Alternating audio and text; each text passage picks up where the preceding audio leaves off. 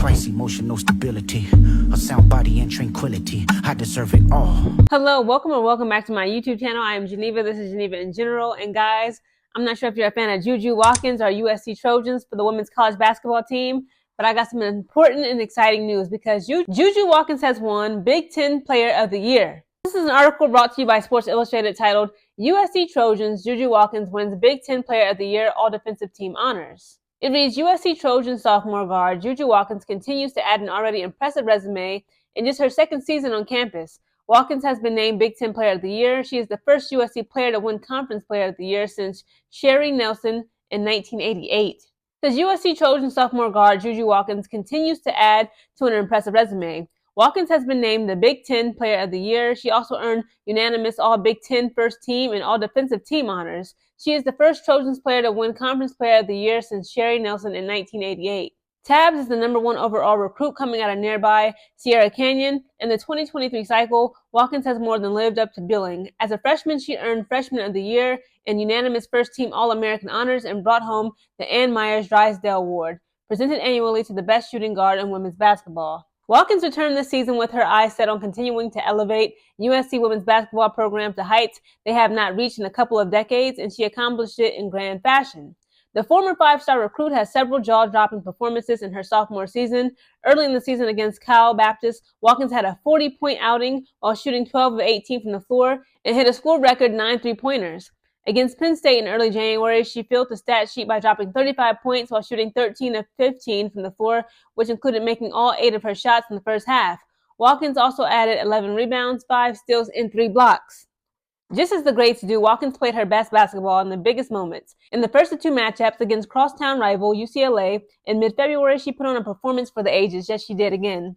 I would love that performance. It was great, but I was still upset with not only just her coach Lindsay Gottlieb, but also her teammates. The USC Trojans was able to defeat the UCLA Bruins both times, but the first matchup back in February, guys, JuJu Watkins put up 38 points, where all her other teammates combined only put up 33 points. They were not doing enough for her or that team or that entire game, okay, and it was pissing me off. The Trojan star guard finished the night with 38 points, 11 rebounds, 8 blocks, 5 assists, and 1 steal. She is the first player, men or women's, to have a game with 35-plus points, 10-plus rebounds, 5-plus assists, 5-plus blocks, and 5-plus threes made in game over the last 20 years. USC handed then #1 ranked UCLA their first loss of the season, and the Trojans gained control of first place in the Big Ten standings. The two squared off again this past weekend in a winner-take-all matchup for the Big Ten regular season title, and Watkins put on a show once again with a 30-point outburst to defeat the Bruins. The Trojans captured their first Big Ten regular season title ever, and they hadn't won in the Pac-12 since 1994. USC now sits at #2 in the latest AP rankings, the program's highest ranking since 1984. Watkins won Conference Player of the Week 7 times, led the conference in scoring and free throws made, and was top 5 in blocks and steals. The Los Angeles native was a star before she ever stepped foot on campus and has cemented a legacy of her own in the Cardinal and Gold.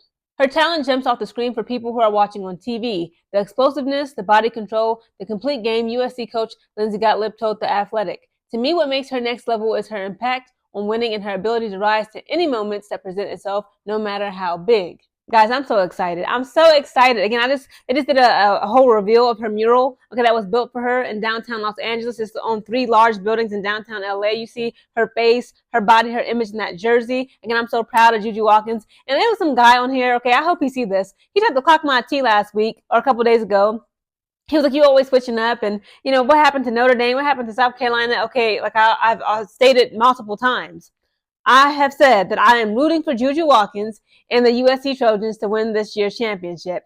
I said she needs to put that on her resume to be able to say, I solidified my position just like Angel Reese did. Okay, I won a championship. I got that ring, okay, as a 19-year-old girl. That would be huge for her resume once she finally is able to declare herself in the WNBA draft, which again, she'll be able to do that in 2 years. She'll be 20 this June, July, this summer. But the way things have been going, and even now, I still think that Notre Dame might have just a higher chance overall of winning the 2025 Women's College Basketball Championship. But I ain't gonna lie, the way things have been going lately, okay, LSU, okay, Kim Mulkey, okay, Anissa Morrow, Flau'jae Johnson, they got defeated back-to-back twice in like the past 2 weeks. I mean, it really is up for grabs. But again, I still see Notre Dame having that mentality of like, we just got embarrassed so many times. Because again, guys, Notre Dame was ranked number 1 for 2 seconds. Okay, this happened like last week or a week or two and some change ago.